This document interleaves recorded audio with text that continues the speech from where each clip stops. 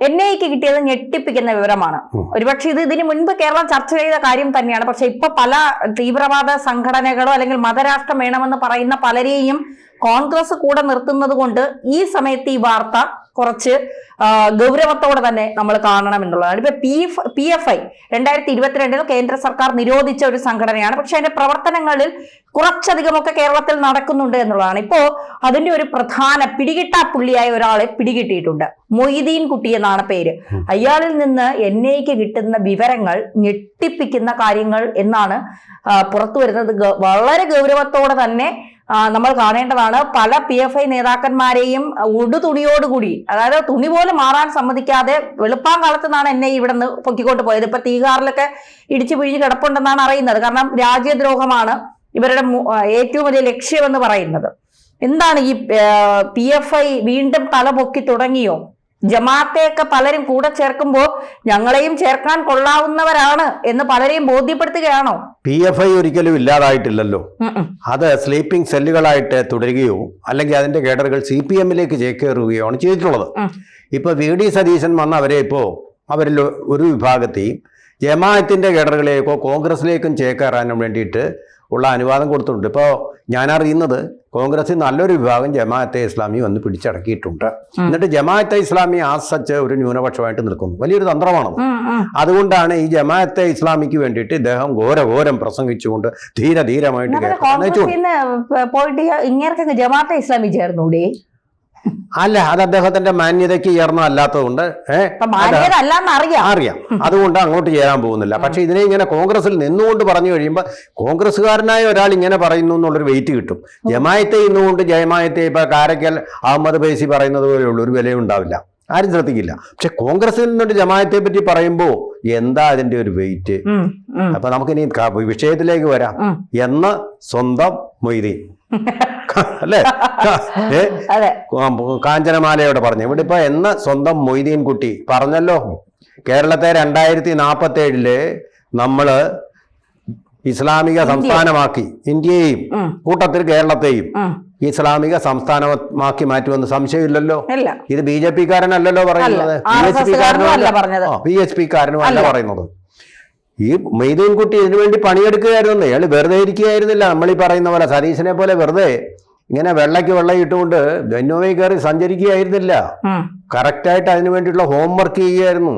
അടിയുറച്ച ബോധ്യത്തോടു കൂടി, മതവിശ്വാസത്തോടു കൂടി ഇന്ത്യയെ മുസ്ലിം രാഷ്ട്രമാക്കാനായി ഇയാൾ പ്രയത്നിച്ചുകൊണ്ടിരിക്കുകയായിരുന്നു. മനസ്സിലാക്കാണ്ട് ഇത് എന്നെ ഒട്ടും ഞെട്ടിക്കുന്നില്ല. ഇത് ഇവിടെ തന്നെ ഉണ്ട്, ഇതിനകത്ത് തന്നെ ഉണ്ട്. നമുക്കുള്ളിൽ നമുക്കുള്ളിൽ തന്നെ ഉണ്ട്, കപട വേഷധാരികളായിട്ടുണ്ട്. അതിലൊന്നാണ് VD സതീശൻ എന്ന് പറയുന്നത്. ജമാഅത്തെ ഇസ്ലാമി തലപൊക്കിയില്ല, ഇപ്പൊ തലപൊക്കിയ മൂർഖൻ. ഒന്ന് ചീറ്റിയാ മതി, പിന്നെ അപ്പൊ തന്നെ തീരും. അയാൾ ഇസ്ലാമായി മാറിക്കഴിഞ്ഞു, 6-ാം മാസം കൂടിക്കഴിഞ്ഞു. പൊന്നാനി പോയിട്ട് സത്യസാരണി കൂടെ മാർഗം സ്വീകരിച്ചു കഴിഞ്ഞു. എന്നിട്ട് ഈ നമ്മൾ കൂടുതൽ ആഴത്തിലേക്ക് പരിശോധനയൊന്നും നടത്തേണ്ട കാര്യമില്ല. മാറിക്കഴിഞ്ഞിട്ട് കോൺഗ്രസിന്റെ വേഷമിട്ട് ഹിന്ദു നാമധാരിയായിട്ട് നടക്കുകയാണ്. വ്യാജനാണ്, വ്യാജ ഇമ്പോസ്റ്ററിംഗ് ആണ് നടത്തിയിരിക്കുന്നത്. അങ്ങനെയുള്ള ആൾക്കല്ലാതെ ഇങ്ങനെ പറയാൻ കഴിയുമോ? ജമാഅത്തെ ഇപ്പൊ അവരുടെ രാഷ്ട്രീയ നിലപാടൊക്കെ മാറ്റിയിരിക്കുകയാണ്. നമ്മള് ഇപ്പൊ അവർക്ക് കുഴപ്പമൊന്നുമില്ല. അയാൾ പറഞ്ഞൊരു വാക്ക് കേട്ടോ, ഇപ്പൊ അപ്പൊ ഇപ്പോഴത്തെ കാര്യം അയക്കൊന്ന് മുഖ്യമന്ത്രി ആവണം തൽക്കാലം. അതിന് ഏത് രാജ്യദ്രോഹിയുടെയും കാല് പിടിക്കാം, ഏത് പിന്നെ രാജ്യം തകർക്കണമെന്ന് ചിന്തിക്കുന്നവന്റെ കാല് പിടിക്കാം. നാളെ വേണമെങ്കിൽ PFI-യുടെ കാല് പിടിക്കാനും സതീശൻ മടിക്കില്ല എന്നുള്ളതാണ് നമ്മൾ മനസ്സിലാക്കേണ്ടത്. EMS പറഞ്ഞ പോലെ ഏത് ജഗത്താനെ കൂട്ടുപിടിച്ചും ഞങ്ങള് അധികാരത്തിൽ കൊണ്ടുവരും എന്നുള്ള ധാരണയിലാണ് ഇയാൾ ഇത് പറയുന്നത്. മനസ്സിലായില്ലേ? ഇത് പക്ഷേ ഞാനിത് കണ്ട് ഒട്ടും ഞെട്ടുന്നില്ല. കാരണം ഇവിടെ പ്രബലമായിട്ട് തന്നെ അവരുണ്ട്, ശക്തമായിട്ട് തന്നെ ഉണ്ട്. ഒരുപാട് ജമാഅത്തെ ഇസ്ലാമി 0.000% ഓക്കെ. പക്ഷെ പല പാർട്ടികളിലും ഇതുണ്ട്. ജമാഅത്തെ ഇസ്ലാമിലുണ്ട്, CPM-ലുണ്ട്, കോൺഗ്രസിലുണ്ട്, എല്ലാ പാർട്ടികളിലും കയറി കൂടിയിട്ടുണ്ട്. ഉദാഹരണത്തിന് സത്യം മാത്രം പറയുന്ന നമ്മുടെ സുധാകരൻ എന്താ പറഞ്ഞതെന്നറിയാം? സുധാകരൻ ഒരു പ്രസ്താവന നടത്തിയിട്ടുണ്ട്, പത്രങ്ങളൊന്നും കൊടുത്തിട്ടില്ല. സുധാകരൻ പറഞ്ഞത് താൻ അമ്പലപ്പുഴയിൽ മത്സരിച്ചപ്പോൾ തനിക്ക് ജമാഅത്തെ ഇസ്ലാമി പിന്തുണ നൽകിയിരുന്നു, അവരുടെ വോട്ടുകൾ തനിക്ക് കിട്ടിയിരുന്നു. അതുപോലെ തന്നെ പാർട്ടിയും ജമാഅത്തെ ഇസ്ലാമിയും തമ്മിലുള്ള ബന്ധമെന്ന് പറയുന്നത് ചരിത്രരേഖയാണ്. കള്ളം പറയാത്ത, ഈ കാലത്തും സത്യാനന്തര കാലഘട്ടത്തിലും കള്ളം പറയാത്ത സുധാകരൻ പറയുന്നു. നമുക്കത് വിശ്വസിക്കാം. ആരെയും ചതിക്കാൻ വേണ്ടി പറയുന്നതല്ല. 100% ആത്മാർത്ഥമായിട്ട് പറയുന്ന പിന്തുണ നേടിയിട്ടുണ്ട്. തുറന്നു പറയാൻ മനസ്സുള്ള ഒരു കമ്മ്യൂണിസ്റ്റുകാരൻ്റെ കാര്യങ്ങളാണ് പറഞ്ഞത്, കാപട്യമല്ല. പിന്തുണ അവർ നേടിയിട്ടുണ്ട്. ഇടതും വലതും മാറി മാറി നേടിയിട്ടുണ്ട്. മനസ്സിലായില്ലേ? ഇടതും വലതും മാറി മാറി നേടിയിട്ടുണ്ട്. ഇവരിൽ ആര് ഭരിച്ചാലും, ഇവരിൽ ആര് കേരളം ഭരിച്ചാലും അപകടമണിയും മുഴങ്ങും. ഇത് കണ്ടു ഞെട്ടിയ ഒരാളെന്ന് പറയുന്ന കാന്തപുരം AP അബൂബക്കർ മുസ്ലിയാരാണ്. ആ ഞെട്ടൽ അവിടെ ചെന്ന് പറയാൻ വേണ്ടിയിട്ടാണ് അദ്ദേഹം പ്രധാനമന്ത്രിയെ കാണാൻ പോയത്. ആ ഞെട്ടൽ അറിഞ്ഞതുകൊണ്ടാണ്, ആ കാര്യം അറിഞ്ഞതുകൊണ്ടാണ് അജിത് ഡോവലിന്റെ സാന്നിധ്യം കൂടി അവിടെ ഉണ്ടായത്. അതിനെ തുടർന്നാണ് ഈ അറസ്റ്റ് ചെയ്തത്. അറിയാമോ? നെടുമ്പാശ്ശേരി വെച്ചിട്ട്. അതുപോലെ ഈ നെടുമ്പാശ്ശേരി വഴി ഇതുപോലെ പലരും കടന്നു പോകുന്നുണ്ട്.